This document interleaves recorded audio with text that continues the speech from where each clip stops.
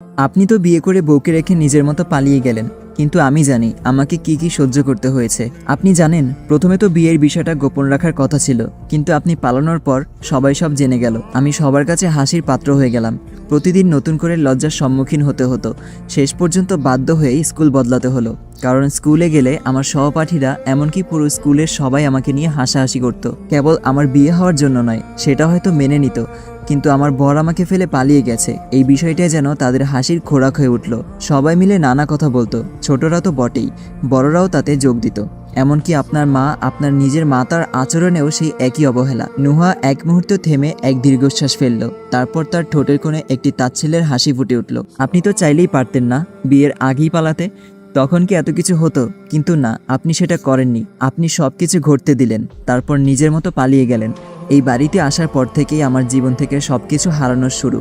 আমার সব স্বপ্ন, সব ইচ্ছে, সব রঙিন দিন যেন একে একে মুছে গেছে। আমার আব্বু আমাকে হারিয়েছে, কিন্তু জানেন, সবচেয়ে বড় যে জিনিসটা আমি হারিয়েছি সেটা হলো আমার নিজেকে। আমি হারিয়েছি আমার হাসি, আমার খুশি, আমার সেই হ্যাপি লাইফ। সব কিছু যেন ধীরে ধীরে এক অদৃশ্য ধোঁয়ায় হারিয়ে গেছে। নুহা চুপ করে কিছুক্ষণ মাথা নিচু করে দাঁড়িয়ে থাকলো, যেন নিজের কথার ভার নিজেই সামলাতে পারছে না। তারপর ধীরে ধীরে মাথা তুলে বলল, আমি তো এমন ছিলাম না।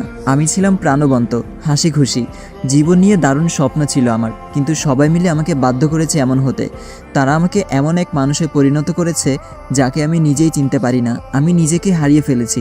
এবার আপনিই বলুন, এখন আমার কি করা উচিত? আমার কি আপনার ফিরে আসার আনন্দে উৎসব করা উচিত, হাসি খুশি হয়ে সবাইকে জানানো উচিত যে আমার স্বামী ফিরে এসেছে, নাকি আপনার বাবার কথা মেনে নেওয়া উচিত? নুহার ঠোঁটের কোণে একটা তিক্ত হাসি ফুটে উঠল। কিন্তু তার থেকেও বড় কথা কি জানেন? এই পৃথিবীতে যত মানুষকে আমি অপছন্দ করি, তার মধ্যে আপনি সবার আগে। আর সেই আপনাকে নিয়ে পুরো জীবন কাটাবো? কখনোই না, প্রশ্নই আসে না। আমি তো আপনার সাথে এক মুহূর্তও কাটাতে চাই না। আপনার অনুপস্থিতি যতটা যন্ত্রণা ছিল, আপনার উপস্থিতি আমার জন্য তার থেকেও বেশি অসহনীয়। এত কিছুর পরও আজকে আপনি হঠাৎ ফিরে এলেন, আর আমাকেও আপনার সাথে সংসার করতে হবে। বাহ, সবার কি সুন্দর বিচার, তাই না? আহির গভীর একটা নিঃশ্বাস নিল। এখন একটি অ্যাড চলবে, আপনারা চাইলে স্কিপ করতে পারেন। ওয়ানেক্স হচ্ছে সবচেয়ে বিশ্বস্ত বুকমেকার, যা পিএসজি এবং সিরিয়া অ্যাপের অফিসিয়াল পার্টনার। খুব শীঘ্রই ইন্ডিয়ান প্রিমিয়ার লিগ শুরু হতে চলেছে, এবং এটি সবচেয়ে বড় সুযোগ আপনার প্রিয় দলকে সমর্থন করার। এই অ্যাপে আপনি cricket, football, tennis live match দেখতে এবং তাদের স্কোর ভবিষ্যৎবাণী করে সহজে অর্থ উপার্জন করতে পারবেন। সেই সাথে বিএমডব্লিউ গাড়ি, আইফোন, ল্যাপটপ এবং আরো অনেক নগদ পুরস্কার জেতারও সুযোগ রয়েছে। এই অ্যাপটিতে আপনি crash, crystal, under and over 21 ইত্যাদি গেম খেলে সহজেই আয় করতে পারবেন। আপনি বিকাশ, নগদ, ব্যাংক, ক্রিপ্টো, পেপাল এবং অন্যান্য সহজ পদ্ধতির মাধ্যমে সহজেই আপনার জেতা টাকা তুলতে পারবেন। এখানে আপনি 24 ঘন্টা 7 দিন গ্রাহক সহায়তা পাবেন। তাই এখনই পিন কমেন্টের লিঙ্ক ব্যবহার করে রেজিস্ট্রেশন করুন, অথবা গুগলে ওয়ানেক্স সার্চ করে রেজিস্ট্রেশন করুন। আর হ্যাঁ, রেজিস্ট্রেশনের সময় আমার প্রোমো কোড ওয়ানমারুক ব্যবহার করে প্রথমবার ডিপোজিটে 20,000 টাকা পর্যন্ত জেতার সুযোগ পান। কণ্ঠস্বরে অনুতাপের স্পর্শ, কিন্তু চোখে এক ধরনের নির্লিপ্ততা। নুহা, আমি জানি না আমার কি বলা উচিত, তবে আপনার কেন মনে হলো যে আমি আপনার সঙ্গে সংসার করার জন্য এত বছর পর ফিরে এসেছি? আরে আমি তো ভেবেছিলাম এতদিনে সব ঠিক হয়ে গেছে। সবাই হয়তো নিজেদের ভুল বুঝতে পেরে সেগুলো শুধরে নিয়েছে। আমি ভেবেছিলাম আপনি হয়তো এই সময়ের মধ্যে বিয়ে করে নিজের মতো করে সেটেল হয়ে গেছেন, কিন্তু বাড়ি ফিরে এসে এই পরিস্থিতি দেখতে হবে, এটা সত্যি আমার ভাবনার বাইরে ছিল। আহির কিছুক্ষণ থেমে গভীর এক দীর্ঘশ্বাস নিয়ে তার কথা আবার শুরু করলো। যাই হোক, একটা কথা স্পষ্ট করে বলি, আপনি একা নন। আমিও চাই না এই সম্পর্কটা নিয়ে আর এগোতে। তাই আমার দিক থেকে আপনাকে কখনোই এই সম্পর্ক মানতে বলা হবে না। আপনি যা চান তাই হবে। আপনার জন্য যা সঠিক মনে হবে আপনি সেটাই করতে পারেন। আমি বা কেউ আপনাকে জোর করবে না। এই বলে আহির পেছন ঘুরে চলে যেতে উদ্যত হলো, কিন্তু কিছুটা দূরে গিয়ে থেমে গেল, যেন তার মনে হলো কিছু বলা এখনো বাকি রয়ে গেছে। ফিরে তাকালো নুহার দিকে, গলায় ভারী কণ্ঠস্বর নিয়ে বলল, আর হ্যাঁ, সবকিছুর জন্য সরি। পারলে আমাকে ক্ষমা করবেন। আর যদি সেটা সম্ভব না হয়, এই ঘৃণাটা বাঁচিয়ে রাখুন, আপনার যা ইচ্ছে। এই বলে আহির দ্রুত সেখান থেকে চলে গেল। তার কথাগুলো যেন চারপাশে এক গভীর নীরবতা রেখে গেল। আহির খাটে হেলান দিয়ে বসে আছে, চোখে মুখে গম্ভীর্য, ভাবলেশীন দৃষ্টিতে শূন্যে তাকিয়ে আছে, যেন কোনো এক গভীর চিন্তায় নিমগ্ন। পাশে বসে থাকা ঈশান খানিকটা উদ্বিগ্ন চোখে তাকে দেখছে, আর ঘরের ভেতর পায়চারি করছে সালমান। সে নিজেই নিজের সঙ্গে কথা বলছে স্বভাব সুলভ ভঙ্গিতে রসিকতা মিশিয়ে। এই জন্যই তো বলেছিলাম আহির, তুই ইতালি থেকে গার্লফ্রেন্ড নিয়ে আয়। এত বড় দেশ, সেখানে কি মেয়ের অভাব ছিল? কত সুন্দর সুন্দর মেয়ে আছে। অবশ্য নুহাও কম সুন্দর না, কিন্তু সমস্যা হচ্ছে সে তোকে স্বামী হিসেবে মানেই না। আমি বলি কি ভাই, তুই আসলে বেঁচে গেছিস। ঈশান কৌতূহলী দৃষ্টিতে তাকিয়ে বলল, বেঁচে গেছে কিভাবে? সালমান হাসতে হাসতে বলল, আরে ভাই কি হবে আবার, বিয়ে করার চেয়ে মরে যাওয়া অনেক ভালো, অন্তত আমার কাছে তাই মনে হয়। আমি তো ছোটবেলা থেকে দেখে আসছি আমার ড্যাড কিভাবে 3 বেলা মামের ঝাড়ি খায়। বিয়ে মানে জীবনের সব রং ফিকে হয়ে যাওয়া। তাই আমি বলছি এসব বাদ দে, আমাদের সঙ্গে চল, ইতালি ফিরে যাই। আমি ওর বন্ধু, ওর ভাইয়ের মতো ওকে বাঁচাতে চাই। আর আহিরের মুখের দিকে তাকালে মনে হচ্ছে ও বাঁচতে চায় না। ঈশান একটু হেসে বলল, আহির ভাই এটা কি সত্যি? আহির গম্ভীর কণ্ঠে বলল, তোরা দুজন, ঈশান তুই নিজের ঘরে যা, আর সালমান তুইও যা। ঠিক তখনই দরজায় উপস্থিত হলো নিশি, মুখে একরাশ উদ্বেগের ছাপ, চোখে দ্বিধা। ভেতরে আসতে পারি? সালমান কৌতূহলী দৃষ্টিতে তাকিয়ে বলল, এসেই যখন পড়েছেন তখন তো আর না বলতে পারি না। নিশি খানিকক্ষণ চুপ থেকে বলল, আমি বলতে চাইছিলাম আপু আপনার সঙ্গে থাকতে চায় না। সে এতদিন অনেক কষ্ট সহ্য করেছে, তার কষ্টও আর বাড়াবেন না। আপু এই বিয়েটা মেনে নিতে পারবে না। আপনি যদি চাচ্চুকে বলেন উনি হয়তো আপনার কথা শুনবেন। এক মুহূর্তে নীরবতা নেমে এলো ঘরে। তারপর হঠাৎই সালমান হেসে উঠল, তবে সেই হাসির মাঝে ছিল এক প্রকার তিক্ততা। 6 বছর আগে যখন ও বাঁচতে চেয়েছিল তখন কেউ ওর কথা শোনেনি, আর আজ যখন সে নিজেই মরতে চাইছে তখন কেন সবাই এর কথা শুনতে চাইছে? নিশি চমকে উঠে বলল, মরতে চাইছে মানে? সালমান ঠোঁট বাঁকিয়ে বলল, আপনার এই ছোট মাথায় এত বড় কথা ঢুকবে না। নিশি এবার চোখ সরু করে বলল, আমার মাথা হয়তো ছোট হতে পারে, কিন্তু বোঝার জন্য যথেষ্ট ব্রেন আছে, যেটা আপনার মোটা মাথায় নেই। সালমান বিরক্ত হয়ে বলল, জানতো নিজের কাজ করুন, কথা বললেই কাটা বের হয়, একদম মরুভূমির উন্নত জাতের ক্যাকটাস। আহির বিরক্ত হয়ে বলল, সালমান চুপ কর না, নিশি তুমি যাও, আমি ব্যাপারটা দেখছি। নিশি ফিরে দাঁড়ালো। যাওয়ার সময় এক পলক সালমানের দিকে তাকিয়ে মৃদু হেসে বলল, আমি যদি ক্যাকটাস হই তাহলে আপনি নিশ্চয়ই মরুভূমির শুকনো বালু। সুন্দর কিছু তো ধরতেই পারেন না, শুধু বাতাসে উড়ে বেড়ান। অবশ্য আপনাকে আরেকটা নাম দিতে পারি, হ্যাঁ, মারমোসেট। বলেই সে চলে গেল, মাথা উঁচু করে আত্মবিশ্বাসী ভঙ্গিতে। ঘরের মধ্যে মুহূর্তের জন্য নিস্তব্ধতা নেমে এলো। তারপর ঈশান আর আহির একসঙ্গে হেসে উঠল। সালমান মুখটা বিরক্তিতে কুঁচকে বলল, কি বলে গেল? মারমোসেট? সেটি আবার কি? ঈশান হাসতে হাসতে বলল, বানরের এক নির্দিষ্ট প্রজাতি। অবশ্য ভুল কিছু বলেনি। সালমান হতবাক হয়ে বলে উঠল, কি এত বড় সাহস, আমাকে বানর বলে গেল?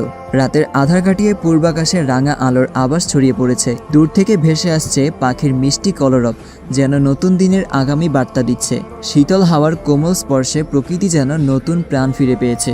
সূর্যের প্রথম কিরণ গাছের পাতায় চিকচিক করছে শিশির বিন্দুগুলো, মুক্তোর মতো ঝলমল করছে। বাড়ির উঠোনে একপাশে কয়েকজন মানুষ ব্যস্ত হাতে সাজসজ্জার কাজ করছে। রঙিন কাপড় আর ফুলের মালায় তৈরি হচ্ছে এক অনিবার্য আয়োজন। নুহা খাবার টেবিলের সামনে এসে থমকে দাঁড়ায়। বাইরের ডেকোরেশনের দৃশ্য দেখে বিস্মিত হয়ে বলে, আঙ্কেল, বাইরে এসব কি হচ্ছে? রফমির শান্ত গলায় উত্তর দেন, কেন, কালই তো সব বলেছিলাম, আজ বাড়িতে একটু অনুষ্ঠান হবে, তারই প্রস্তুতি চলছে। নুহার চোখ দুটো মুহূর্তেই ক্রোধে জ্বলে ওঠে। কণ্ঠে অভিমান মিশিয়ে সে বলে, আপনি আমার অনুমতি না নিয়ে এসব করতে পারেন না। আমি এই বিয়েটা মানি না, আর ভবিষ্যতেও কখনো মানব না। রফমির সামান্য চুপ থেকে এবার গম্ভীর কণ্ঠে বললেন, নুহা, যেটা হয়ে গেছে সেটার বদলানোর সুযোগ নেই। তুমি চাও বা না চাও, মানো বা না মানো, আহির এখন তোমার স্বামী। এই সত্য মেনে নিতেই হবে। এ নিয়ে আর কোনো আলোচনা আমি চাই না। নুহা হতবাক হয়ে বলে, আপনি এমনভাবে কথা বলছেন যেন আমার কোনো কথারই মূল্য নেই। এটা আমার ব্যক্তিগত বিষয়, আমি সিদ্ধান্ত নেব আমি কার সঙ্গে থাকবো আর কার সঙ্গে থাকবো না। রফমির এবার আরও দৃঢ়স্বরে বললেন, এটা কখনোই কেবলমাত্র তোমার ব্যক্তিগত ব্যাপার ছিল না, এখন পুরো পরিবার এতে জড়িয়ে গেছে, তাই তোমাকে সব কিছু মেনে চলতেই হবে। যত দ্রুত এটা স্বীকার করবে ততই তোমার জন্য ভালো হবে, আমাদের জন্য। এই মুহূর্তে আফিয়া বেগম নরম কণ্ঠে বললেন, নুহা, দাদুমণি আমার সাথে চল, তোর সাথে কিছু কথা আছে। নুহা অসহায়ের মতো তাকিয়ে বলল, কিন্তু দাদি, উনি আমার উপর এভাবে জোর খাটাতে পারেন না। আফিয়া বেগম কোনো উত্তর না দিয়ে স্নেহ ভরে নুহার হাত ধরে টেনে নিয়ে গেলেন। এই পুরো দৃশ্যের মাঝে চুপচাপ বসে থাকা আহির এবার মুখ খুলল। শান্ত কিন্তু দৃঢ় কণ্ঠে বলল, আব্বু, তুমি আবারও ভুল করছো। কেন এসব করছো? আমি কি একবারও বলেছি যে আমি এই বিয়েটা মেনে নিতে চাই? একবারও কি জিজ্ঞেস করেছো আমি কি চাই? শুধু নুহা নয়, আমিও এসব চাই না। রফমির কঠোর স্বরে বললেন, তুমি কি চাও না? বিয়ে তো হয়েই গেছে আহির, তুমি ভালো করেই জানো আমাদের পরিবারের ডিভোর্স হয় না, তাই চাও বা না চাও তোমাকে এটা মেনে নিতেই হবে। এবার আমি আর কোনো ভুল বরদাস্ত করব না। আহির দাঁতে দাঁত চেপে রাগ সামলানোর চেষ্টা করলো। কয়েক মুহূর্ত নীরব থাকার পর ঠোঁটের কোণে তাচ্ছিলের হাসি ফুটিয়ে বলল, তোমার যা ইচ্ছা করো, তবে হ্যাঁ, এবার যদি আমি কোনো ভুল করি তাহলে সেটা আর শুধরাবো না। আমি এসবের মধ্যে নেই। এইটুকু বলেই আহির দ্রুত উঠে চলে গেল। নিশি আর অনন্যা করিডর ধরে ধীর পায়ে এগিয়ে আসছিল। বাতাসে এক ধরনের স্থবিরতা, যেন চারপাশের পরিবেশেও কিছু একটা আঁচ করতে পারছে। হঠাৎ করেই তাদের পথ রোধ করল সালমান ও আহির। সালমান ঠোঁটের কোণে তাচ্ছিলের হাসি টেনে বলল, এই যে মহামারী, আপনার বোনটি কোথায়? নিশি ভ্রুকুচকে তাকালো, বিস্ময় সুরে বলল, কি বললেন আপনি? সালমান এক ধাপ এগিয়ে গিয়ে বলল, বধির নাকি আপনি, কানে শোনেন না? আহির বিরক্ত হয়ে সালমানের দিকে তাকিয়ে কঠিন কণ্ঠে বলল, সালমান কি করছিস তুই? কিন্তু নিশির মধ্যে কোনো উত্তেজনা দেখা গেল না। শান্ত গলায় বলল, আপুর খোঁজ কেন চাচ্ছেন? আপু যা বলার স্পষ্ট করে বলে দিয়েছে। সালমান কপালে হাত ঠেকিয়ে ভান করল যেন সে গভীর দুঃখে ডুবে আছে। তারপর একরকম নাটকীয় ভঙ্গিতে বলল, এই দেখো, নিজেই নিজের বোনের খবর রাখে না। হাস্যকর, আপনার বোনটি হঠাৎ করেই বলে দিলেন আহিরকে মারতে রাজি, মানে আমি বলতে চাইছি মেনে নেবেন। ভাবা যায়? নিশি হতভম্ব হয়ে গেল, এমনটা কিভাবে সম্ভব? এমন সময় সালমানের ফোন বেজে উঠল। এক ঝলক স্ক্রিনের দিকে তাকিয়ে হেসে ফেলল। আহির, বাকিটা তুই বল। আমার 3 নম্বর গার্লফ্রেন্ড ফোন করেছে, তাও 2 দিন পর। এমন সুযোগ হাতছাড়া করা যায় নাকি? বলেই সে একরকম গুনগুন করতে করতে সেখান থেকে চলে গেল। নিশি কিছুক্ষণ তার চলে যাওয়ার দিকে তাকিয়ে থেকে মুখ ঘুরিয়ে আহিরের দিকে তাকালো। ছি, আহির ভাই, উনি কি বলে গেলেন? আপু কি সত্যি এমন বলেছে? আহির কিছুক্ষণ নীরব থাকলো, যেন তার ভেতরেও সন্দেহের দোলাচল চলছে। তারপর ধীরস্বরে বলল, আম্মু বললেন উনি রাজি হওয়ার পরই এই সব আয়োজন করা হয়েছে। আমি নিজেই ওনার সঙ্গে দেখা করতে চাই, জানতে চাই উনি সত্যিই রাজি হয়েছেন কিনা। কিন্তু কেন? আর উনি এখন কোথায়? তখনই এতক্ষণ চুপ করে থাকা অনন্যা বলে উঠল, আমি তো আপুকে বাইরে যেতে দেখলাম। সন্ধ্যার নরম আলো ধীরে ধীরে মীরবাড়ির চারপাশে নেমে এসেছে। গাঢ় নীল আকাশে মিটিমিটি তারা ঝিকিমিকি করছে। বাহারি রঙের আলোয় আলোকিত চত্বরটি সজ্জিত করা হয়েছে ফুলের মালা, ঝাড়বাতি আর দৃষ্টিনন্দন সাজসজ্জায়। গেস্টরা একে একে আসতে শুরু করেছে, সবার মুখে আন্তরিক হাসি। মীরমহলের প্রশস্ত দরজার সামনে আতিথ্যের উষ্ণতায় অভ্যর্থনা জানানো হচ্ছে সবাইকে। ভেতরে ঝলমলের সাজের মাঝে অতিথির কোলাহল আর মৃদু হেসে আলাপের শব্দে ভেসে আসছে। মীরমহলের আলো ঝলমলে পরিবেশের মাঝেও একটা অদ্ভুত অস্বস্তি ছড়িয়ে পড়েছে। বাড়ির সবার মুখ থেকে হাসি হারিয়ে গেছে, কপালে চিন্তার ভাঁজ। একটু আগেও যে অতিথিরা আসায় এক উৎসবমুখর পরিবেশ ছিল, এখন সেখানে নীরবতা নেমে এসেছে। কারণ একটাই, নুহাকে কোথাও খুঁজে পাওয়া যাচ্ছে না। বাড়ির সবাই ড্রয়িং রুমে বসে আছে। আরিফা বেগম রাগে গজগজ করতে করতে ঘরে পায়চারি করছেন, মুখে স্পষ্ট ক্ষোভ, কপালের শিরাগুলো টান টান। এই মেয়েকে আমাদের মান সম্মানের পেছনেই লেগে আছে। সকালে পর্যন্ত না করছিল, হঠাৎ করেই রাজি হয়ে গেল, আর এখন উদাহ। এটা কোন ধরনের আচরণ? এখন কি হবে?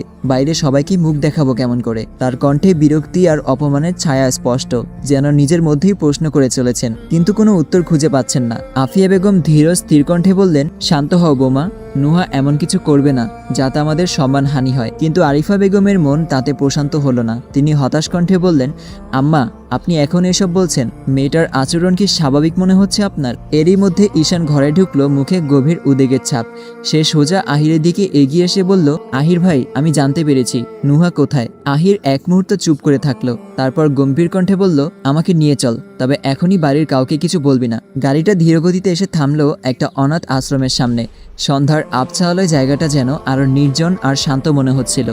আহির আর ঈশান দ্রুত ভেতরে প্রবেশ করলো। ঘরের ভেতর নুহা বসেছিল, ছোট্ট ছোট্ট শিশুদের মাঝে গল্পের এক নতুন জগৎ গড়ে তুলেছে। তার চোখে প্রশান্তি, ঠোঁটের কোণে অল্প হাসি। কিন্তু হঠাৎ সামনে আহিরকে দেখে থমকে গেল, চোখে মুখে বিস্ময়ের ছাপ। এটা যেন সে একদমই আশা করেনি। আহির এক মুহূর্ত অপেক্ষা না করে সোজা নুহার সামনে গিয়ে দাঁড়ালো। গম্ভীর কণ্ঠে বলল, নুহা, বাড়িতে সবাই আপনার জন্য অপেক্ষা করছে, চলুন। নুহা অবাক হয়ে তাকালো, কপালে সামান্য ভাঁজ পড়ে গেল। আপনি এখানে কি করছেন? আর আমি আপনার সঙ্গে কোথাও যাব না, আপনি চলে যান। আহিরের চোখে মুখে কোনো পরিবর্তন এলো না। যখন পালানোর ইচ্ছা ছিল তখন রাজি হলেন কেন? সবসময় আপনার মর্জি চলবে না, এটা বুঝতে হবে।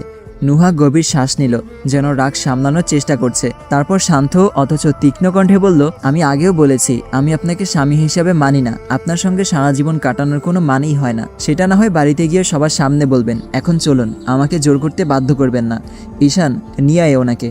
কিছুক্ষণ পর নুহা ঈশানের সঙ্গে বেরিয়ে এলো, তবে আগের মতো রাগ আর অভিমান তার মুখে ছিল না, বরং যেন শান্ত স্থির। আহির অবাক হলেও কিছু বলল না। নুহা, ঈশান আর আহির বাড়ির দরজায় এসে থামতেই রফমির রাগান্বিত কণ্ঠে গর্জে উঠলেন, কোথায় ছিলে তুমি? বিয়েতে রাজি হওয়ার পর এই নাটকের মানে কি? ঈশান শান্তভাবে বলল, মামু, ও তো চলে এসেছে, এটা নিয়ে কথা বাড়িও না। কিন্তু আরিফা বেগম চুপ করে থাকলেন না। রাগী গলায় বললেন, চলে এসেছে? তাতেই সব শেষ হয়ে গেল? আমাদের কি অবস্থা হয়েছিল সেটা জানো? বাড়িতে অতিথি ভর্তি লজ্জায় মাথা কাটা যাওয়ার অবস্থা। আমার এখন তোমাদের সঙ্গে তর্ক করারও সময় নেই। নুহা, যাও তাড়াতাড়ি রেডি হয়ে নিচে এসো। নুহা কিছু না বলে দ্রুত সিঁড়ি বেয়ে উপরে চলে গেল। তবে যাওয়ার আগে এক ঝলক চোখে যেন কিছু একটা ছিল, অপ্রকাশিত এক অনুভূতি, হয়তো তিক্ততা, হয়তো অন্য কিছু। কিছুক্ষণ পর উপরের দিকে থেকে নুহার কণ্ঠ ভেসে এলো, আহির, একবার উপরে আসুন, আপনার সঙ্গে দরকারি কথা আছে। আহির চুপচাপ এক মুহূর্ত দাঁড়িয়ে রইল, যেন অনুমান করতে চেষ্টা করছিল কি অপেক্ষা করছে ওর জন্য ওপরে।